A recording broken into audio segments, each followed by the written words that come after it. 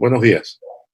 Muy buenos días. Estamos acá contentos de estar con ustedes nuevamente esta mañana. Espero que esta mañana hayan tenido una noche agradable, correcta. Un sueño reparador se considera un sueño cuando tú pones la cabeza en la almohada, va a tardar 9, 10 de la noche, cierras tus párpados y no te das cuenta que pasa la noche.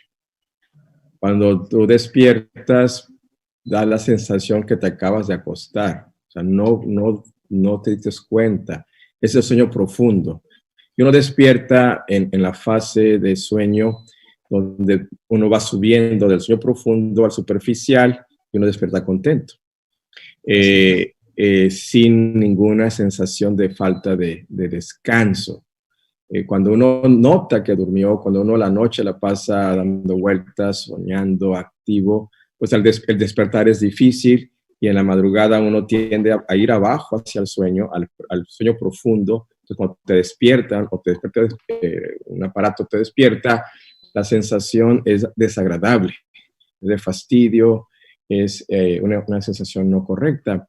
Por eso, cuando nosotros hablamos de instruir, ¿verdad? Cuando hablamos de enseñar, cuando intentamos enseñar, pues lo primero que enseñamos es a nuestros hijos.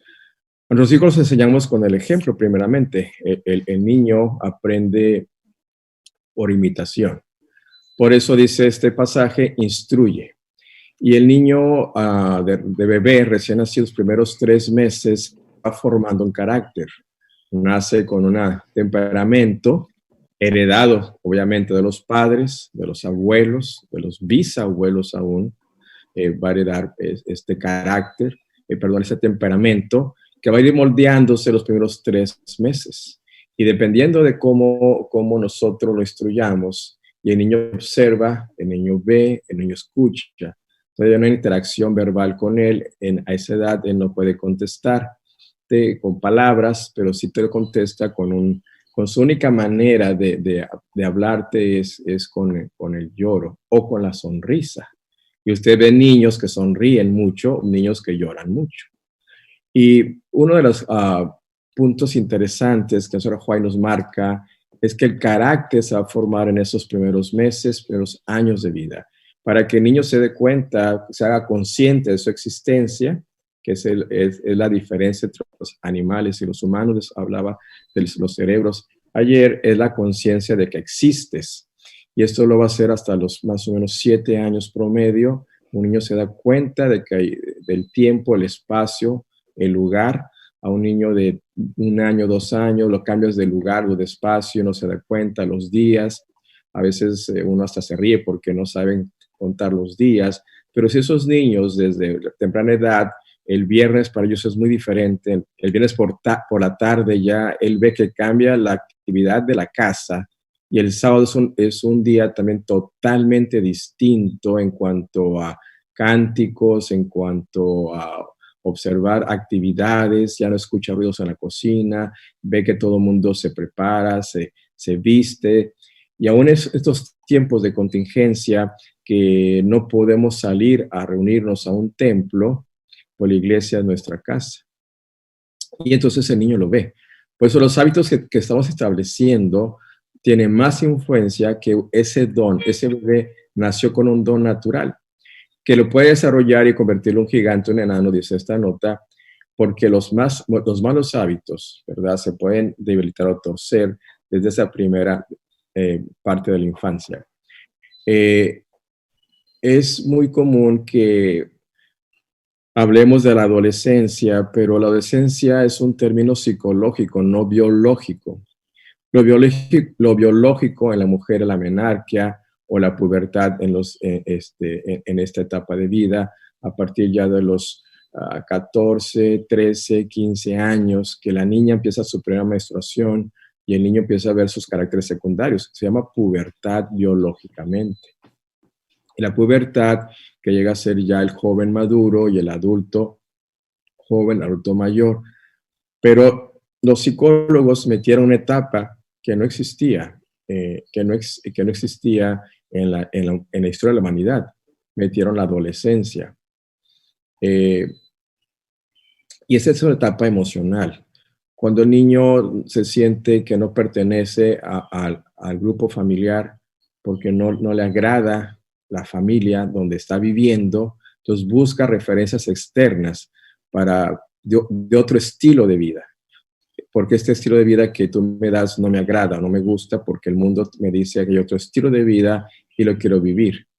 Y entonces ahorita la influencia principal o mayor pues son de los youtubers, de los influencers que llaman ahora, donde el muchacho cree que por alguna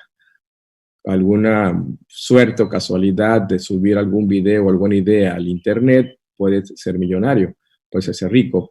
Y entonces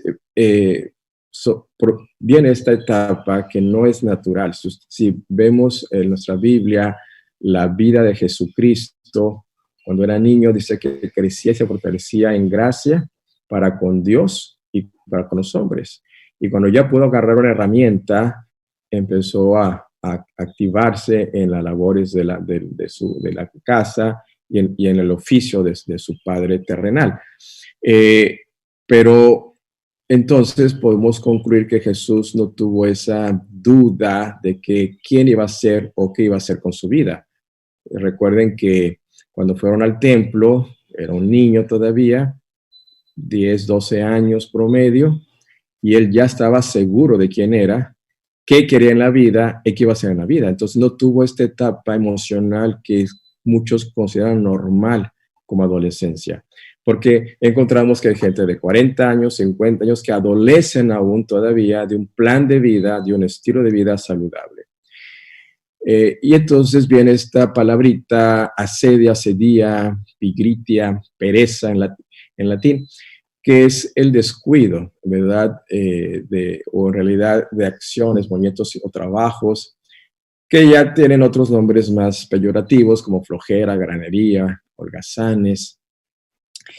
Y es una generación que ahora se está marcando donde el muchacho no tiene el hábito del trabajo y entonces no tiene un futuro cierto.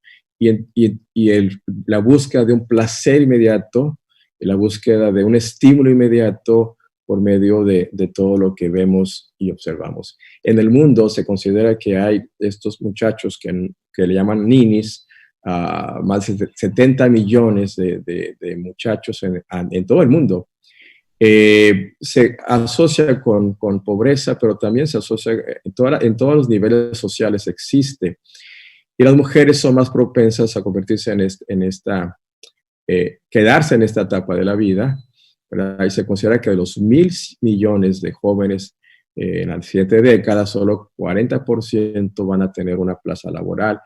Y pues se estima que en Latinoamérica también hay 500,000 muchachos jóvenes que pues no tendrán. Ahora, ese es mundial. Aquí en este mapa de Europa podemos ver, en España se considera que hay una gran cantidad, pero igual en Italia, o sea, los países latinos es algo interesante como el matriarcado también es más fuerte que el patriarcado y se marca mucho esta tendencia, pero es mundial. La religión cristiana clasifica la pereza como un vicio capital. Entonces, los famosos pecados capitales, por eso se llaman asedia o asidia, y que a veces lo confunden con la tristeza o la depresión. O un muchacho que te dice, o sea, es terrible que si tu hijo te dice, papá, mamá, estoy aburrido. Cuando te dicen que están aburridos, eso es te está diciendo, no, ya nada en la vida me satisface, ya nada me ayuda. Los jóvenes que no son protegidos mediante los principios, no consideran el tiempo como un tesoro precioso, un legado de Dios por el cual todos nosotros vamos a rendir cuentas, ¿verdad? Este es el punto interesante. O sea, si nosotros no marcamos estos principios, los principios que no son, que son inmutables. El tiempo es un principio inmutable que Dios nos da y por eso el versículo clásico que les puse yo ayer que escribieran, bueno, que ahorita irían en el segundo, pero cuando lleguen al cuarto día, 6 días trabajarás y harás toda tu obra, dice este verso que van a escribir en los próximos 3 días, el cuarto mandamiento. 6 días vas a trabajar y harás toda tu obra. Es un principio, ¿verdad? Que no lo podemos nosotros cambiar.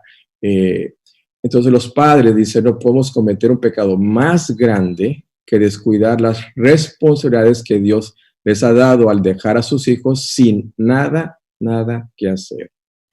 Porque esos niños pronto aprenderán, ¿verdad?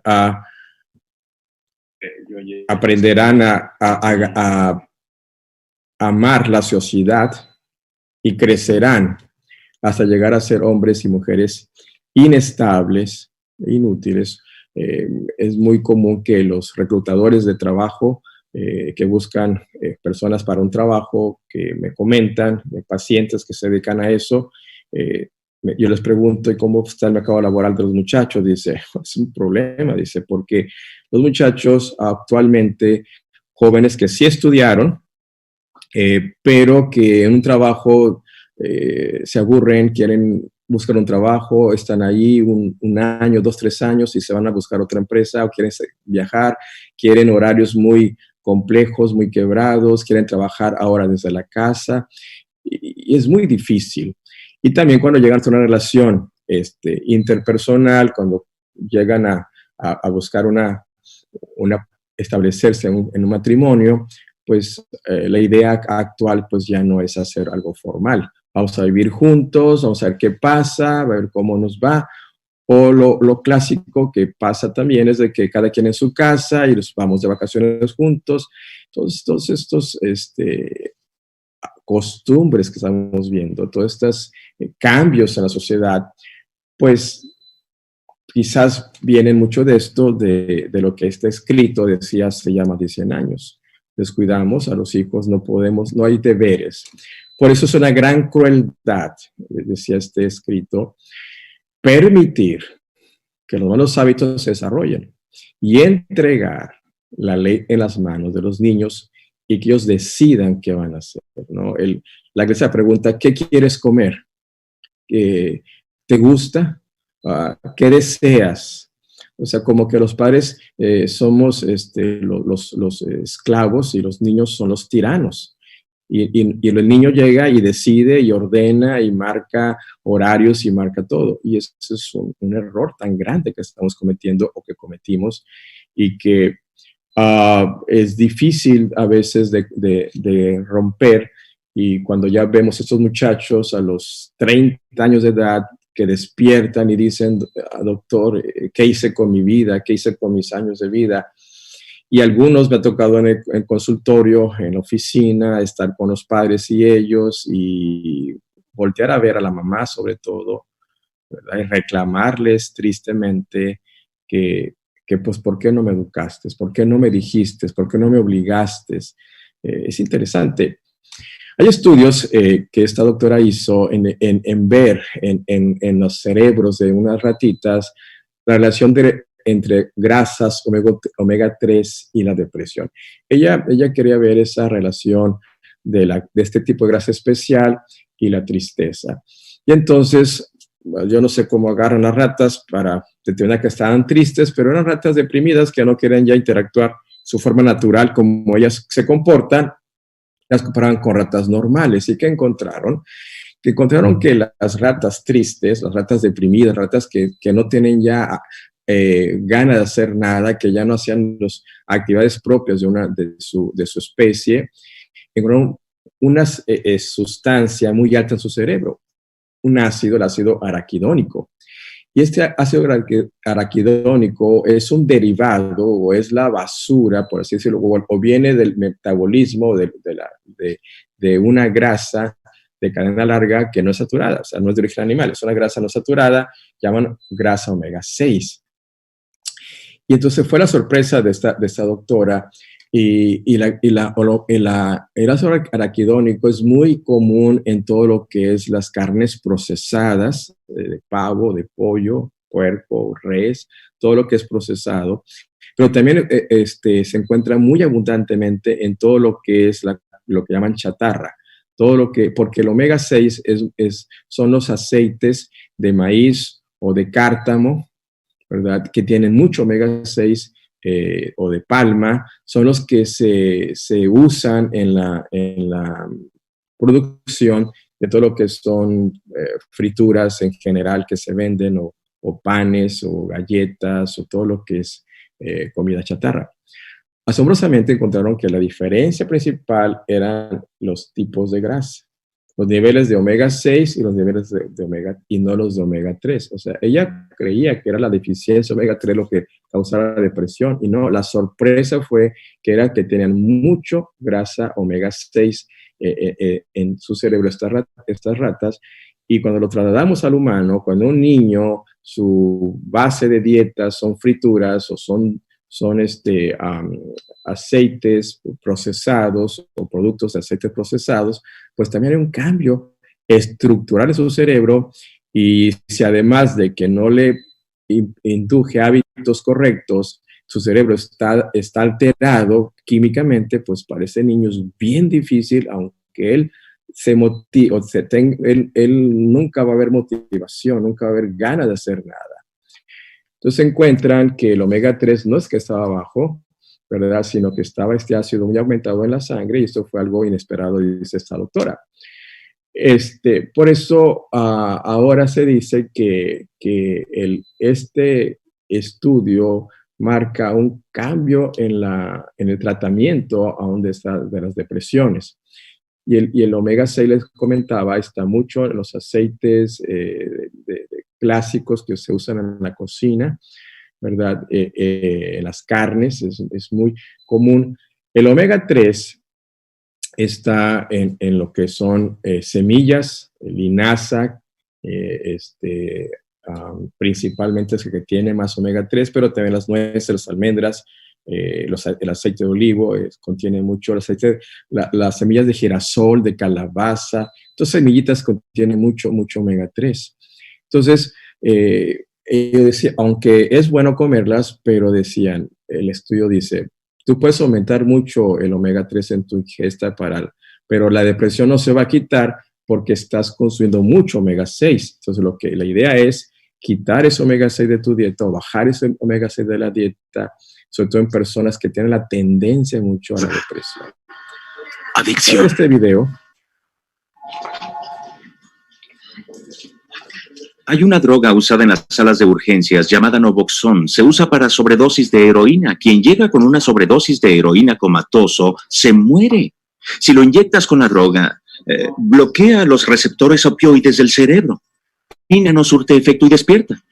Si se le da la misma droga a un adicto al chocolate, dan una mordida al chocolate y después lo dejan, pero terminan acabándose el chocolate. En otras palabras, no es el sabor en la boca, es el efecto de droga de la comida en el cerebro que nos hace volver una y otra vez. Pero suena interesante. ¿Me dices que tu humor sube cuando ingieres algo? Sí, cuando como me siento 100% mejor que cuando no como. Ajá, parece que te estás volviendo adicto a eso. 32% de la gente que come en otra categoría semana y al McDonald's son usuarios. Menú en un restaurante de comida rápida. Si se lee el menú en un restaurante de comida rápida, usan todos los componentes adictivos. Toman un pedazo de carne, lo cubren con queso que está repleto de lactomorfinas. Los opioides que se encuentran en la proteína del queso y sirven con soda azucarada tienen los poderes adictivos del azúcar, con bastante cafeína añadida, y para los niños de 12 años, le puedo asegurar que su cerebro no conoce par para esa combinación. Y entonces nos preguntamos por qué los niños, cuando son ya muchachos, buscan otros estímulos más fuertes.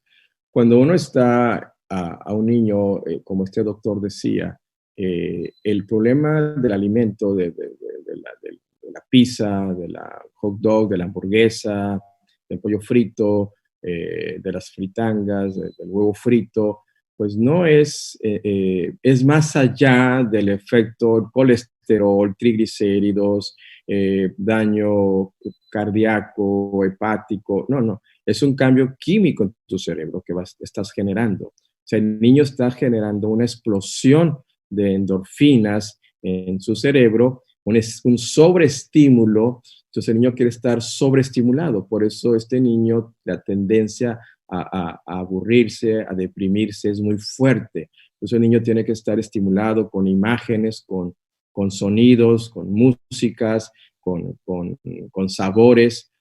Y cuando ya no es un niño y ya aparentemente es legal para él, pues busca otro estímulo que le dé esa explosión en su cerebro. Por eso el alcohol, en una dosis inicial, pues aumenta mucho las famosas beta-endorfinas. Y este doctor nos hablaba de cómo el queso lo pones en el calor y genera entonces llaman casiomorfina, o sea, también genera una sustancia opioide, un estímulo. Por eso el queso es muy adictivo.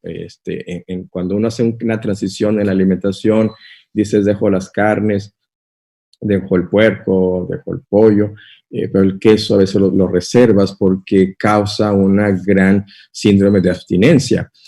Y estas beta-endorfinas, pues, son las que causan esa euforia, ese bloqueo de la vivencia de tristeza o de estrés, y pues nos elevan el estado de ánimo. Por eso la búsqueda del alcohol. Pero yo al niño me espanto si toma cerveza o vino o un licor, pero yo se lo estoy dando de otra manera, o le estoy permitiendo de otra manera, y cuando ese muchacho crece y sale al mundo y prueba por primera vez una vida alcohólica, le es muy difícil, ¿verdad?, rechazarla porque hace una explosión en su cerebro. Entonces el sistema mesolímbico, al aumentar muchas esas endorfinas, lo liga con el recuerdo de la casa, lo liga con el recuerdo de la niñez, de esos mismos estímulos que recibió, y se atrapa en una droga. Pero si aumenta el consumo de alcohol, obviamente, la producción de endorfinas se reduce, ¿verdad? Entonces, buscas y buscas y buscas este nuevo efecto. Por eso repites la acción y la repites y la repites, y ustedes saben que una acción repetitiva formas un hábito. En gran medida, el carácter, decíamos, se forma en los primeros años de vida. Entonces, los hábitos que establecemos tienen mucho más influencia de lo que podemos imaginarnos en esta primera etapa de la vida, de 0 a 16, 17 años de vida. Pero aparte de la grasa, de este tipo de grasa que les decía que puede afectar el cerebro, ya vimos la nota ayer como la señora Juárez hablaba de que la leche, el azúcar, esa combinación, pues es muy terrible. Y encuentran que el azúcar altera la función del lóbulo frontal. Ya estudiamos cómo el cerebro reptiliano mamífero y la corteza cerebral, o sea, el hipotálamo, ¿verdad? La zona del hipotálamo y los ganglios basales, las amígdalas cerebrales, están las emociones, y luego el cerebro mamífero que llaman, que es el hipocampo, donde está la memoria, está el aprendizaje, y la corteza, que está el lóbulo frontal, en donde está la fuerza de voluntad. Pues ese lóbulo frontal no va a poder controlar estos otros dos cerebros. ¿Por qué? Porque le metimos una cantidad importante de azúcar.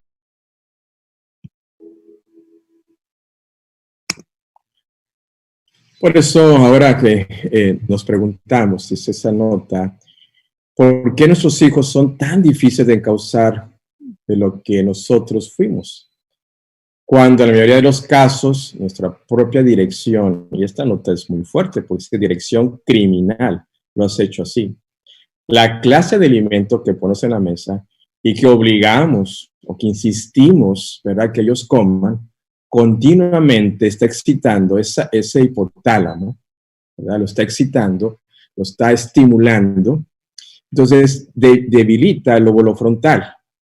Entonces, esa facultad moral, intelectual que tenemos ahí para hacer un plan de vida, para tener una moralidad, una espiritualidad, pues es complicado, es muy difícil de poder ejercer en este niño, ¿no? Entonces, ese niño que está aprendiendo está explorando el mundo, va a ser muy, muy complicado.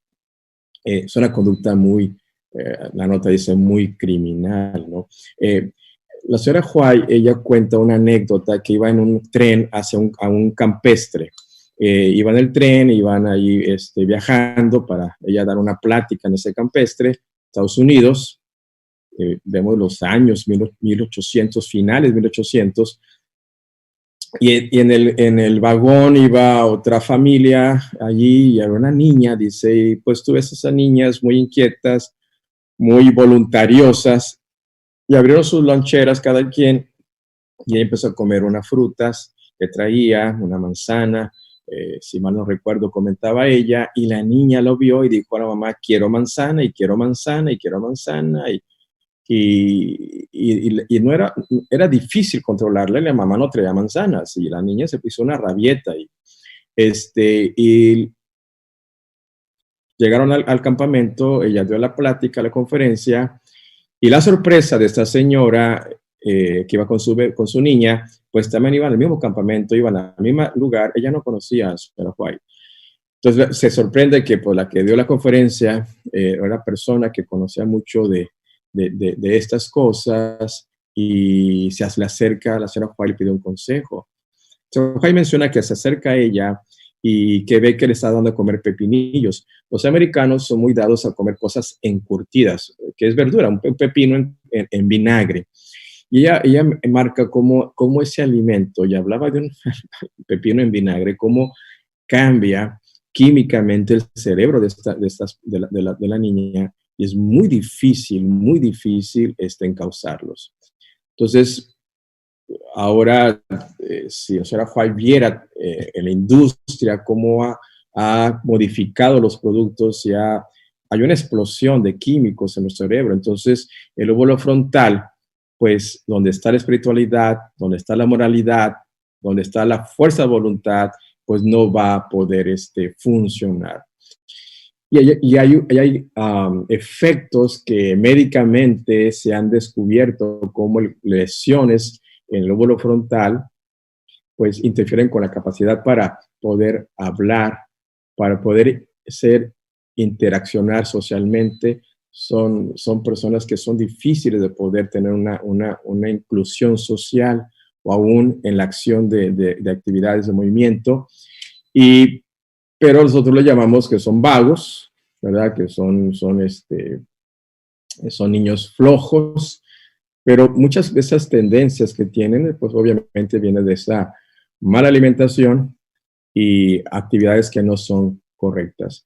Y hay una lista, ¿verdad?, de enfermedades que podemos confundir con la flojera o la pereza.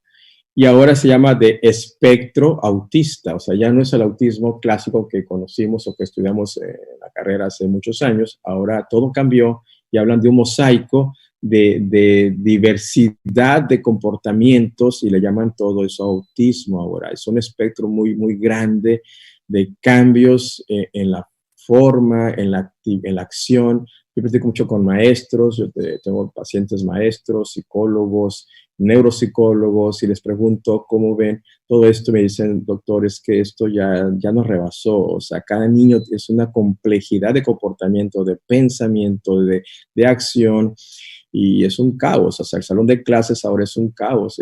Tenemos que tener muchos terapeutas para que a diferentes tipos de niños.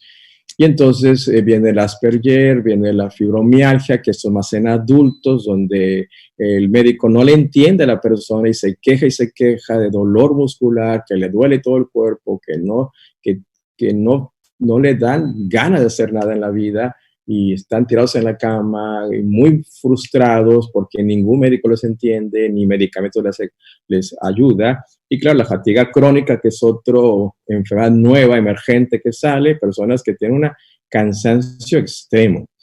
Y bueno, la depresión, los cambios de estado de ánimo, y al extremo de las demencias. O sea, la depresión anula por completo nuestras capacidades de poder pensar con claridad, de poder tener una relación correcta con las personas, en definitiva, de estar viviendo. Y uno de los síntomas clásicos es la letargia, ¿verdad? La idea que yo no quiero salir de la cama, en esta época del COVID, pues todo me da miedo, estoy encerrado. O sea, nos huimos de esa realidad y pues lo que hacemos es tratar de estar inconscientes, ¿verdad? O llevar a ese estímulo del cerebro, pues con sustancias, y estamos entonces en un plan de comer, pero sustancias que estimulan mi cerebro. O sea, no es de que me agarro a comer fruta o nueces o almendras, no, me agarro de comer cosas que van a estimular ese cerebro y viene lo que llaman la famosa procrastinación, ¿verdad? Donde nosotros lo que hacemos es sustituir actividades que son relevantes por cosas irrelevantes porque busco el placer inmediato, el placer instantáneo, es lo que yo estoy buscando, ¿verdad? Para mí. Y entonces viene también el otro extremo de sentir tanta confianza de que lo dejo todo para el último momento, ¿verdad? Lo distorsiono la percepción del tiempo y cuántos muchachos vemos de que la tarea, las actividades, los dejamos una tarea en la casa y cuando llegamos apenas van a empezar a decir, no, yo lo hago rápido, yo no me tardo y siempre están posponiendo y cuando tú ves están haciendo cosas que les da placer inmediato y no las cosas correctas. Entonces eso llama una pésima gestión del tiempo. Pero dice la Biblia, bienaventurados los que lloran. O sea, por tanto, no se trata de entristecerse, no es malo. Les decía que las emociones no son malas. Porque si yo me doy cuenta de todo esto y me da tristeza, y nosotros somos padres, y, caray, digo, no sabía que no ponerle un deber a mi niño, que no tender la cama. Hay un libro muy interesante que se llama Tender tu cama, de un ex marín que tuvo un accidente terrible y él salió de ese accidente y volvió a estar activo otra vez. Y él dice, el primer acto en la mañana que tú hagas, nosotros diríamos, es comunicarte con Dios. O sea, él dice, tiende tu cama. Porque tender la cama te va a dar una sensación de utilidad. Y tú vas a recordar tu cuarto ordenado y eso te va a brindar un día de satisfacción. O sea, un positivo. Por eso él decía, tender tu cama hace hombres productivos. Entonces, si nosotros a nuestros hijos no les enseñamos ningún deber, como tender la cama, sacar la basura, hacer equipo con ellos para llevar una casa en orden, o sus estudios, porque son sus estudios intelectuales o la academia, la carrera, el estudio para una profesión, pero también les enseñamos los deberes básicos de la vida diaria, podemos entonces hacer algo interesante. La actividad física, y aquí dice ejercicio físico como elemento preventivo y terapéutico. Hay una carrera hoy, que no sé si exista, pero creo que ya existe esa carrera. O sea, en las profesiones, pues son médico, ingeniero, arquitecto, hay muchas carreras. Pero hay una carrera muy interesante, una profesión universitaria que se llama licenciatura en administración del tiempo. O sea, hay gente que se dedica a enseñarte a administrar el tiempo, ¿no? Comúnmente trabajan en los hoteles, porque en un hotel la gente que llega pues tiene mucho tiempo libre y entonces les ponen actividades lúdicas para pasarse el rato agradable en una playa o en una reunión. Es como ha llegado esta ideas de la vida actualmente, ¿no? Pero cuando hablamos de ejercicio físico no es del gimnasio, es de poner una actividad en el día cada momento, ¿no? Cuando se ha demostrado, ¿verdad?, que los niveles de endorfinas aumentan mucho cuando hacemos una limpieza de un patio, que eso es algo aeróbico. Cuando barremos una casa, porque eso es aeróbico. Es un movimiento aeróbico que significa que yo necesito entrenar mi sistema porque mis músculos necesitan oxígeno, igual que mi cerebro. Entonces, no es un ejercicio de tensión, es un ejercicio de movimiento, de actividad. Por eso el caminar es lo aeróbico, el correr es aeróbico. Pero si yo barro, si yo limpio la casa, levanto cosas, quito hierba, deshiervo el jardín, siembro una planta, cultivo una hortaliza, todo eso es ejercicio aeróbico. Y esto va a activar entonces la secreción en nuestro cerebro de esas endorfinas positivas. Hay un estudio que en personas muy adultas, 64 años y más, que por 8 semanas aumentaron hasta casi un 30% la secreción de este estímulo en su cerebro de noradrenalina. En animalitos encontraron que el aumento también de secreciones de serotonina. La serotonina, recuerden que es la sustancia de la felicidad, de estar bien, de estar feliz, de estar contento. Estos estudios los llevaron también con la recuperación de la memoria. La memoria, el sistema mesolímbico o límbico ahí, en donde cuando vemos este pasaje que dice, instruye al niño en su carrera, en su camino, y cuando esté viejo, se va a acordar. Entonces, cuando una persona se ejercita, se acuerda, pero claro, yo como padre le deposité en su mesolímbico, en esta área de la memoria, le deposité promesas, joyas, porque con él me levantaba muy temprano en la mañana a leer la Biblia. Y yo le enseñé a repetir versículos de memoria, a leer trozos inspirados, ¿verdad? Inspiradores de la palabra de Dios, de profecía. Entonces yo estuve almacenando ahí. Y cuando yo hago ejercicio, recupero lo que almacené. Lo voy a recuperar. Nunca es tarde para depositar a un niño. Por eso se escucha a una persona que está inconsciente, que está en coma, y la familia le lee, le habla, le lee, le habla, despiertan, se activa su cerebro. Entonces, el ejercicio habitual da cambios estructurales en tu cerebro, permanentes, pero tiene un ejercicio habitual. Por eso, formar un nuevo hábito en nuestra vida, pues va a agarrar esa memoria.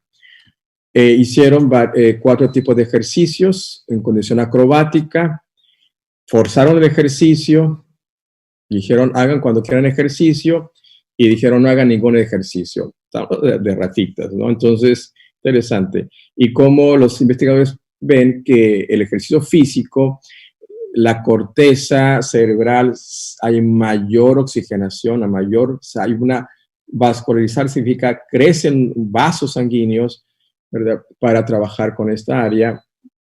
Y entonces la combinación de ejercicio y actividad física, hay mayores redes, entonces se activan las neurotrofinas. Rita Montalcini fue la científica que descubrió que tu cerebro tiene unas proteínas que llaman neurotrofinas, que lo que hacen es activar que crezcan nuevas neuronas, nacen nuevas neuronas, la neuroregeneración, la neuromodulación para la conexión de esas neuronas y limita el proceso inflamatorio que destruye el cerebro. Lo que encontraron ellos, que lo que era más esencial eran los ejercicios habituales. Habituales es diario, incrementa habilidades cognitivas. Por eso cuando hablamos de un hábito o una tarea, es el hábito, es decir, como algo tan simple que yo les comentaba de tender la cama, lo hago todos los días, ya es un hábito continuo, diario, son los hábitos.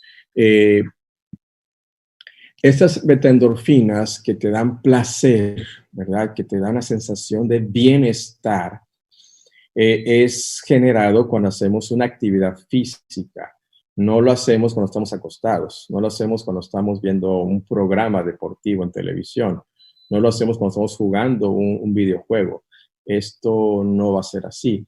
Esto se hace cuando hacemos en una actividad física la elevación de las endorfinas y dopaminas en nuestro cerebro que ya hemos estudiado.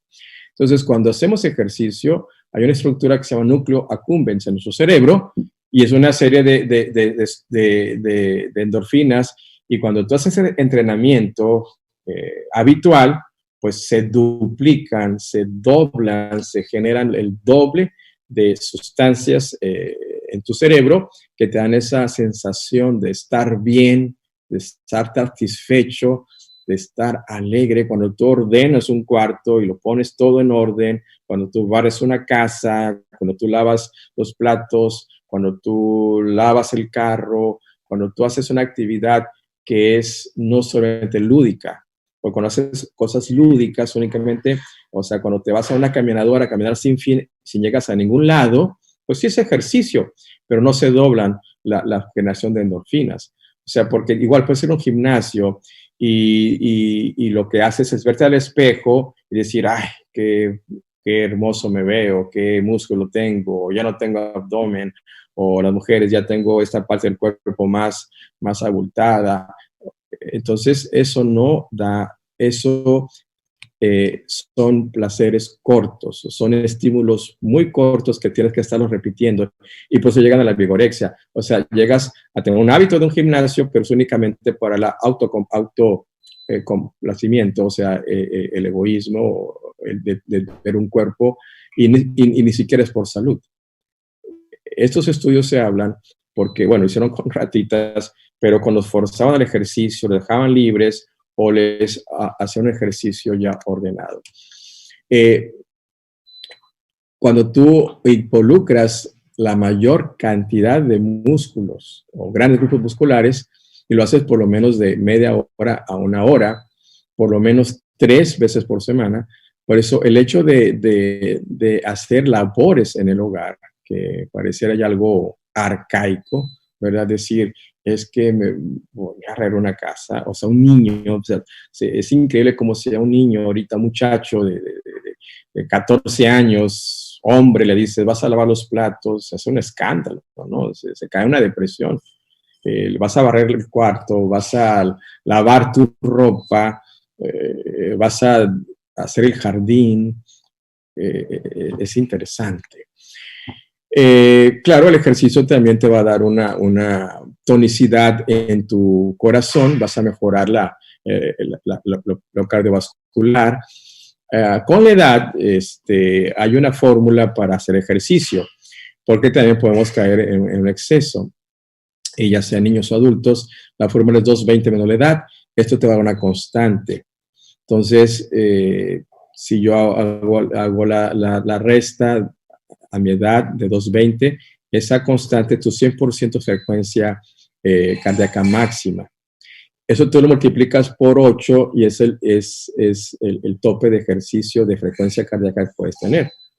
Si hacen la fórmula, 220 menos 50, y entonces eso es tu 100%. Multiplico eso por 8, por 0.8, y ese es mi 80%, y multiplicamos por 0.5, pues es la mitad, que es lo que es al llegar al ejercicio tengo que llevar a mi 50% y buscar un 60, un 70, un 80%, pero no llegar al 100% de lo que marca esta tabla, ¿no?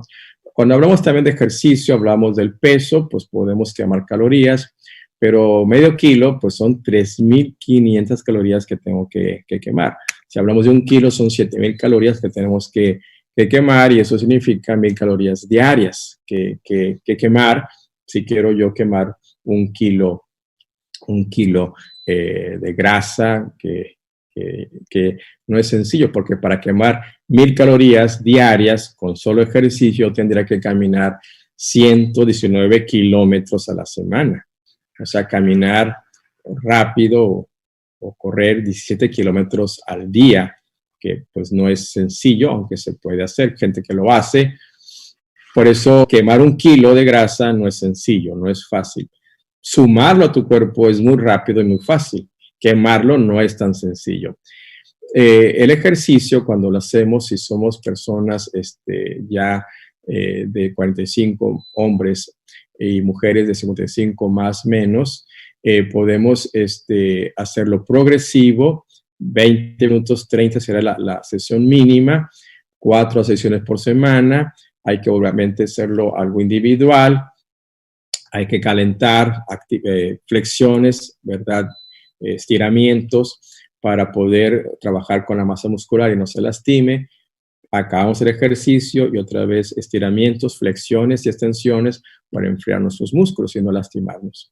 Si es una persona diabética, hipertensa, sobre todo mayor de 45 años, si es hombre o mujer, pues tiene que ir con el médico para revisarse y no tener un accidente. Pero si hacemos la fórmula 2:20 Menos la edad, va a ser difícil un accidente vascular si soy hipertenso o yo soy una persona que tiene un problema, sobre todo cardiovascular. El ejercicio, pues obviamente se tiene que adecuar para, si ya soy una enfermedad, para cualquier problema, y se hace una prueba, pero esto ya es algo más técnico para un médico. Ahora, ¿qué beneficios tiene el ejercicio sistemático, el orgánico? Pues obviamente si estoy gordito, si hago ejercicio, voy a promover la conservación de un músculo. Un músculo se desaparece o no se forma o se atrofia, se llama, porque no lo muevo, no lo activo. Yo me ejercicio y esto se habla de a mayor tiempo, o sea, ya a partir del minuto 31 empiezo a utilizar la grasa como fuente energética. Depende de la fuerza o la actividad que yo haga de ejercicio. Mi músculo, lo primero que va a usar es azúcar, es glucosa, glucógeno, y después de usar el glucógeno, que es la glucólisis, partir paquetes de glucosa que tenemos almacenada en la masa muscular, entonces yo voy a la gluconeogénesis, que es donde generar energía o generar glucosa a partir de la grasa almacenada, que son los triglicéridos. Por eso podemos bajar la masa grasa. Obviamente, al hacer ejercicio, voy a utilizar glucosa como fuente energética inmediata, y eso nos ayuda a quemar el azúcar, se llama oxidarlo, ¿verdad? Oxidar o quemar la grasa. Vamos a estimular la fabricación de proteínas y mejorar nuestra masa muscular. Y el hombre que tiene la testosterona, pues el efecto es más evidente. Si soy diabético y yo hago ejercicio, pues van a notar que van a necesitar menos cantidad de insulina. Y a veces el error que cometemos es que como yo mantengo el mismo nivel de insulina aplicándome y la glucosa me baja demasiado, ¿qué es lo que hago? Pues como más. Y no, voy a mejorar la sensibilidad de insulina, entonces bajo la cantidad de medicamento hipoglucemiante que tengo para mi control de diabetes. Entonces mejoramos también. Tolerancia a glucosa significa que personas que tienen glucosa en ayunas de 101, 102, 105, se llama intolerancia a la glucosa. Esa glucosa, ese piquito va a desaparecer, vas a amanecer ya con glucosas normales. La glucosa basal es cuando amanezco. La glucosa postprandial es lo que es después de la comida. La curva de glucosa, yo estoy en ayunas en 80, 90, tope, 99. Como, y esa primera hora que comí, mi glucosa sube en sangre, pero el tope es 200. O sea, a la hora, si yo me tengo una muestra de glucosa en sangre, la primera hora, a las 20, 30, 45 minutos, mi glucosa no debe pasar de 200. O sea, va a estar en 180, 150. Es postprandial, después de comer. La segunda hora, o sea, a partir de la segunda hora, mi glucosa no debe pasar. La curva fue máximo tope 200, va bajando, máximo 150. Yo me tomo una glucosa capilar a la hora y media que comí, a la hora 40 que comí, y no debe pasar la glucosa a 150. Puede estar en 120, 130 y todo está normal. A las 3 horas, mi glucosa ya está como estaba en ayunas. Se llama curva y ahí yo puedo observar la acción de mi insulina, la absorción de la glucosa en sangre, y entonces como el ejercicio hace que la glucosa se utilice y entonces la curva tiende a bajar más rápidamente. Por eso muchos diabéticos que se ponen insulina después de comer, le dicen, ponte insulina después de comer, porque obviamente quieren la insulina que me inyecto, quiero romper el pico, o sea, yo no quiero pasarme de 200, o sea, me pongo insulina. Pero hagan la prueba, no se pongan insulina, hagan ejercicio. Y van a notar que la glucosa desciende igual como si se hubieran puesto insulina rápida. Por lo tanto, va a reducir el requerimiento de medicamentos y de insulina en su control. Si yo soy hipertenso, es interesante cómo antiguamente se prohibía el ejercicio a los hipertensos y ahora se dice que si tú haces ejercicio vas a disminuir la presión sistólica, la primera presión hasta 10 a 20 mililitros de mercurio. La presión normal es 120-80. La presión arriba de 120 ya es irregular, 130 es hipertensión grado 1. Entonces, si yo hago ejercicio y tengo 130 de presión sistólica y hago ejercicio correcto, después me doy cuenta que ya tengo 120 sin tomar un medicamento. Igual la diastólica va a bajar hasta 12 mililitros de mercurio. y la presión base media también va a bajar.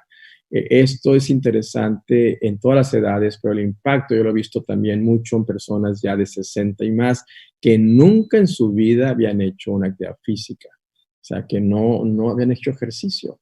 Nunca es tarde para hacer ejercicio. Si yo tengo problemas con el colesterol y la única manera que podemos elevar el famoso buen colesterol es con ejercicio. Yo puedo tener una dieta muy sana, pero soy una persona sedentaria. Sedentaria es una persona que no da 10,000 pasos diarios. Entonces, si yo no soy activo, si yo no doy 10,000 pasos diarios, soy sedentario, y aunque yo coma muy saludable y deje grasas malas, mi HDL, que es el bueno, siempre va a estar bajo. La única manera de incrementarlo es con ejercicio. Obviamente, al utilizar los triglicéridos como fuente energética, estos van a bajar en sangre. Igual pueden eliminarse las moléculas muy pegajosas o adhesivas que son las LDL y VLDL, y esto va a ayudar a regular el total de colesterol con HDL. Por lo tanto, esto nos va a dar un perfil de grasas saludables y una prevención a futuro de la aterosclerosis, daño cerebral, daño cardíaco, daño renal, daño vascular periférico. Cuando tengo un problema cardiovascular, la incidencia, o sea, la frecuencia y la complicación de un evento coronario agudo va a ayudarnos. También una persona que ya se infartó tiene que hacer ejercicio para no volver a infartarse. Una persona que sufre arritmias, esto le va a ayudar también a no sufrir esas arritmias. Y lo interesante, los trombos. La única manera que tiene tus piernas de regresar la sangre al corazón, pues son por las venas. Y las venas tienen válvulas check que llaman que la sangre sube y no puede regresar. Son válvulas que sube la sangre y ya no regresa la sangre. Pero las venas, para que puedan impulsar la sangre, no tienen otra manera que los músculos que rodean a las venas, que están en tus piernas, el músculo a contraerse, comprime la vena e impulsa la sangre. Por eso notan que una persona que está sentada por muchas horas se le inflaman los pies, porque el retorno venoso es lento. Entonces, el caminar, el activar, nos va a evitar que los pies se nos inflamen. Y también va a evitar el riesgo de un trombo, de un émbolo y un accidente vascular. Es interesante entonces cómo el ejercicio, si nosotros lo hacemos o nos activamos, si enseñamos desde la primera infancia, por eso dice el versículo, instruye, enséñale al niño en su camino. Y aun cuando fuere viejo, no se va a apartar de él. Aun cuando fue este niño viejo, no se va a apartar de este camino. Entonces, nunca es tarde para instruir. Y quizás si yo no instruí, pues decían por ahí la historia que una vez a Gandhi, que allá en la India la consideraron una persona muy, muy respetada, muy admirada por su pueblo. En su biografía, si usted la lee, tiene unas historias muy interesantes. Y Gandhi decía, yo no soy cristiano por culpa de los cristianos, porque no ejercemos la religión correcta o no somos tan espirituales. Una señora le llevó un niño y le decía a Gandhi, quiero que le digas a mi hijo que no coma azúcar. Y Gandhi le dijo, ok, está bien, tráemelo en cierto tiempo, un mes más, tráemelo dentro de un mes. Le dijo, un mes, bueno. Y se fueron. Y es común cuando tú como niño que admiras a alguien o te platican de alguien que es tan admirable, que es una persona tan correcta o tan capaz y tú lo admiras, entonces como niños admiramos a las personas. Y el niño va otra vez con su mamá, con Gandhi, y la mamá le dijo, vamos a hablar con Gandhi para que te explique por qué es tan malo el azúcar y por qué no hay que comer azúcar. Y va Gandhi, llegan con Gandhi después de unas semanas de estar la mamá, el tiempo que le pidió Gandhi,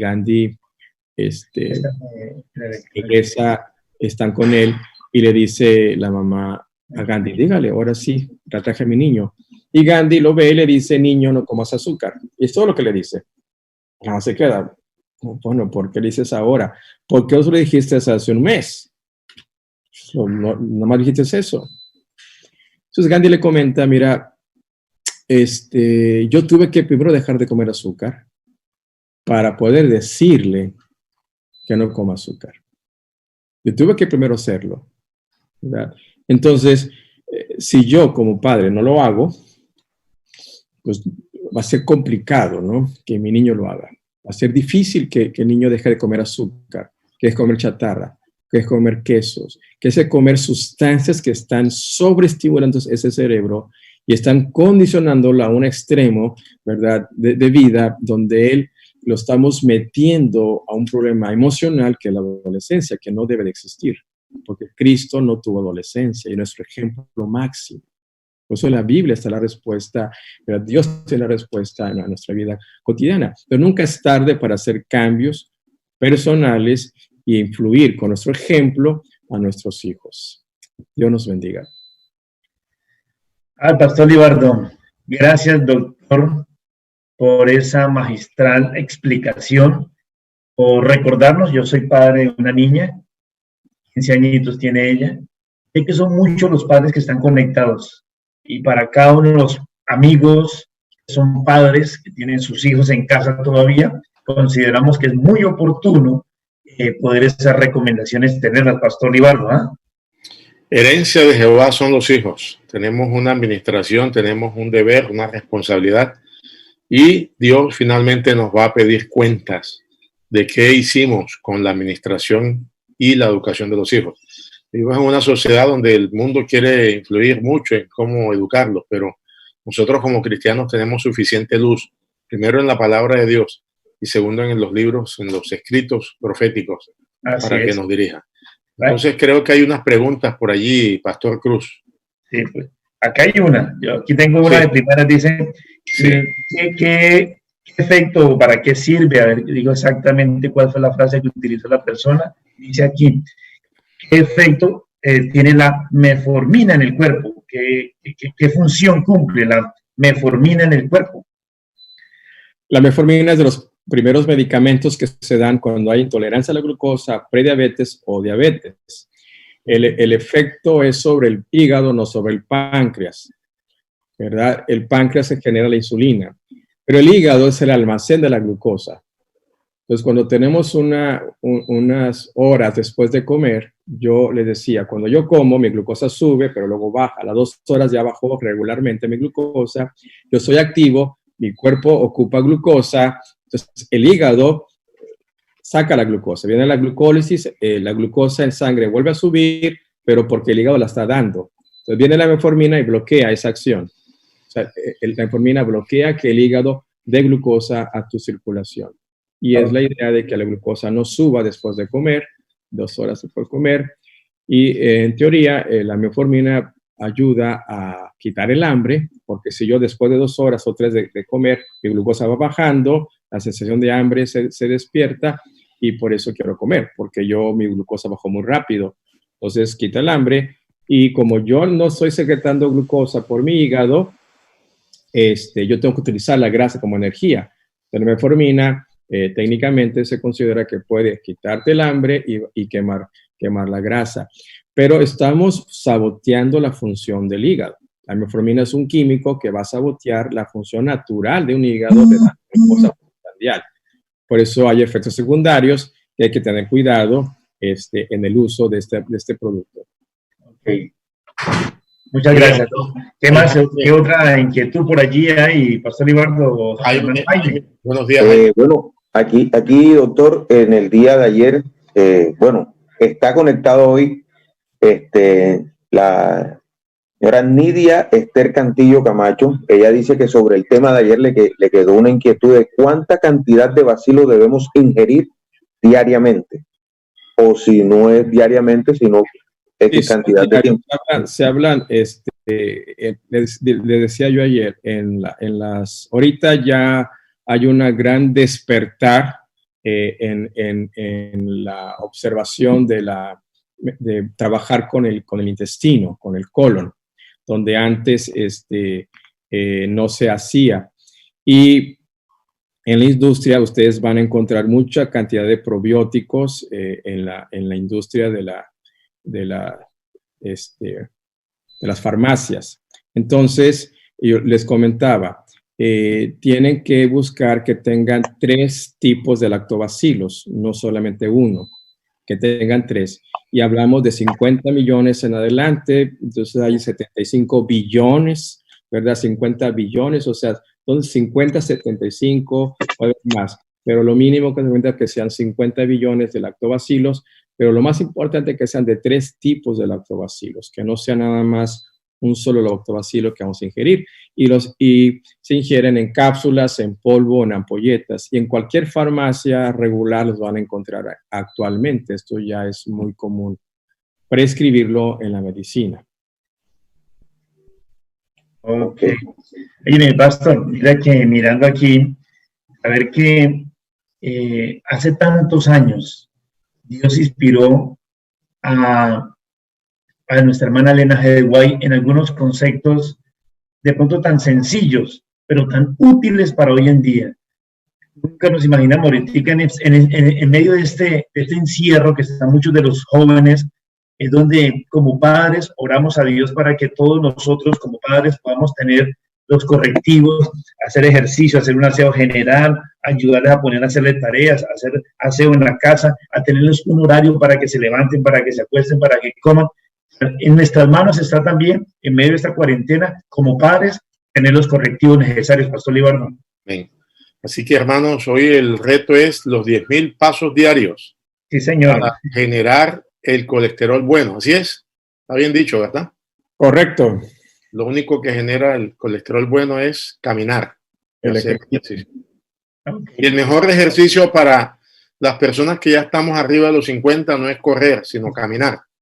Así es, el brincar con tu propio peso impacta las rodillas y hay microfracturas en rodillas y entonces personas ya de la tercera edad u obesas no se cuenta brincar, correr, caminar es suficiente. Es mejor. Bueno, muchas gracias, doctor Juan Bautista Ramírez. Muchas gracias a todos los que se conectaron. Jaime, cuéntanos. No. Aquí están las personas comentando que muy importante todos estos temas y inclusive muchas personas también preguntando de cómo ya cambiar esos hábitos de los niños que solamente consumen fruta es en un jugo, ya, y se toman un jugo de manzana, pero no se comen una manzana. Y bueno, y muchas personas más también dándole gracias al doctor Juan Bautista por todo este tema y todo lo que han aprendido y han colocado en práctica. Amén. Yo sí quisiera decir algo. Están 185 familias y personas que están conectadas. Aprovechemos los que nos están viendo en México, aquí en Colombia, en esos lugares donde todavía conseguimos las frutas, frutas con sabor, frutas en casa para hacer nuestros batidos, comernos las frutas. Aprovechemos porque hay lugares donde no los hay y en nuestros países tropicales tenemos una gran variedad. Aprovechémoslo, disfrutémonos, que en nuestro mercado no falte, ¿verdad? Esas frutas son importantes para nuestra alimentación y para que nuestros niños y adolescentes y jóvenes podamos crecer sanos también. Amén. Muy bien, vamos a despedirnos en esta hora de la mañana con las palabras del Salmo 121. Alzaré mis ojos a los montes. ¿De dónde vendrá mi socorro? Mi socorro viene de Jehová, que hizo los cielos y la tierra. Y él no hará tu pie al resbaladero, ni se dormirá el que te guarda. He aquí no se adormecerá, ni dormirá el que guarda a Israel. Jehová es tu guardador, Jehová es tu sombra a tu mano derecha. El sol no te fatigará de día, ni la luna de noche. Jehová te guardará de todo mal. Él guardará tu alma. Jehová guardará tu salida y tu entrada desde ahora y para siempre. Amén. Un buen día para todos. Dios les bendiga. Bendiciones. Nos vemos mañana 6 de la mañana todos. Bendiciones. Amén.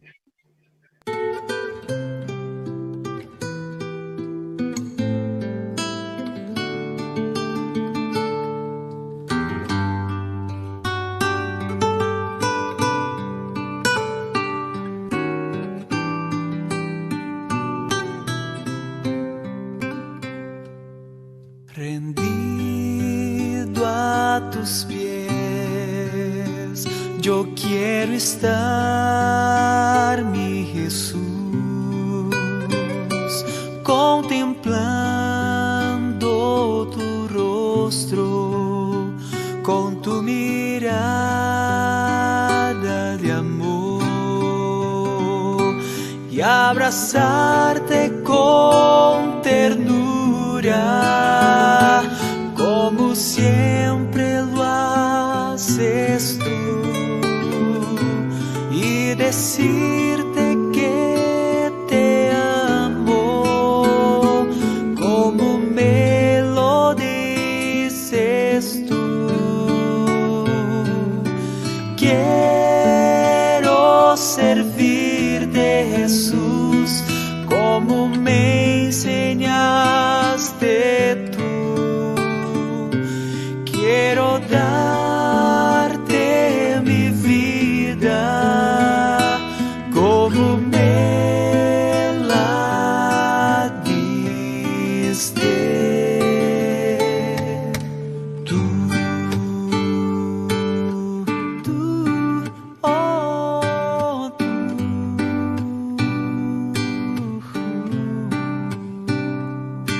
Rendido a tus pies, yo quiero estar, mi Jesús, contemplando, oh, tu rostro.